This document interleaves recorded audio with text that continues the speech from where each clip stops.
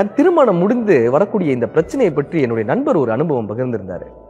எங்களுக்கு கல்யாணம் ஆனதுக்கு அப்புறம் அதிகமான முறையில சண்டை வந்துகிட்டே இருந்தது. ஒரு நாள் அந்த சண்டை முற்றி போய் நான் உன் முகத்துல முழிக்கவே மாட்டேன்னு சொல்லி என்னுடைய மனைவி பைய எடுத்துட்டு போயிட்டாங்க. ஒரு 10 நாள் கழிச்சு திரும்பவும் எங்க வீட்டுக்கு வந்தா, எனக்கு சொந்தமான நிறைய பொருட்கள் இங்க இருக்கு, நான் அதெல்லாம் எடுத்துட்டு போகணும்னு சொல்லி வந்தா. நாங்க 2 பேரும் பேசிக்கவே இல்லை.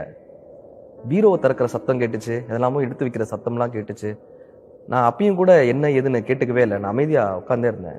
ஒரு 1 மணி நேரம் கழிச்சு அவ பைய எடுத்துட்டு வெளியே போனா.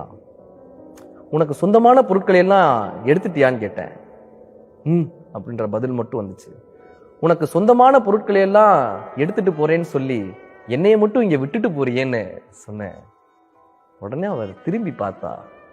எங்க 4 கண்களும் சந்திச்சுக்கிடுச்சு. அந்த 4 கண்ணிலையுமே கண்ணீர் கோர்த்து நின்றது. ஓடி வந்து என்ன கட்டி பிடிச்சிட்டா. நீ மட்டும் தாண்டா எனக்கு சொந்தம், இதுதாண்டா என்னுடைய வீடு, இதுதாண்டா என்னுடைய குடும்பம், நீ மட்டும் தாண்டா என்னுடைய உலகம்னு என்ன இறுக்கி கட்டி பிடிச்சிட்டா. நான் உடனே அந்த பைய திறந்து பார்த்தேன். அந்த பை காலியாக இருந்தது. அதில் என்னை பார்க்க வேண்டும் என்கிற காரணமும் எங்களுக்குள் இருக்கக்கூடிய காதலும் மட்டுமே